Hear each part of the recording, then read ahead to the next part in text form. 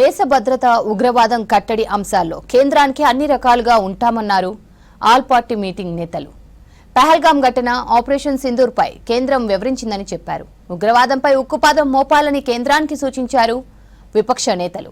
ఢిల్లీలో ఆపరేషన్ సింధూర్ పై కేంద్ర సర్కార్ నిర్వహించిన అఖిలపక్ష సమావేశం ముగిసింది. పార్లమెంటరీ లైబ్రరీ భవనంలోని కమిటీ రూంలో రక్షణ శాఖ మంత్రి రాజ్నాథ్ అధ్యక్షతన మీటింగ్ జరిగింది. కేంద్రం నుంచి అమిత్ షా, జేపీ నడ్డా, నిర్మలా సీతారామన్, కిరణ్ రిజిజు అటెండ్ అయ్యారు. ఆపరేషన్ సింధూర్, ఆ తర్వాతి పరిణామాలను పార్టీలకు వివరించారు డిఫెన్స్ మినిస్టర్ రాజ్నాథ్ సింగ్. సరిహద్దుల రాష్ట్రాల్లో భద్రత, ప్రస్తుత పరిస్థితులు, కేంద్రం తీసుకుంటున్న చర్యలను ఆల్ పార్టీ ప్రతినిధులకు వివరించారు అమిత్ షా. నిన్న పాక్ సరిహద్దు స్టేట్స్ సీఎంస్తో రివ్యూ చేశారు షా. ఆల్ పార్టీ మీటింగ్ కు విపక్ష కాంగ్రెస్ నుంచి మల్లికార్జున్ ఖర్గే, రాహుల్ గాంధీ, కేసీ వేణుగోపాల్ అటెండ్ అయ్యారు. ఏపీ నుంచి లావు కృష్ణదేవరాయలు, మిథున్ రెడ్డి అటెండ్ అయ్యారు. ఇప్పటికే ఉగ్రవాదంపై కేంద్రం ఏం చర్యలు తీసుకున్నా సంపూర్ణ మద్దతు ఇస్తామని ప్రకటించాయి అన్ని పార్టీలు.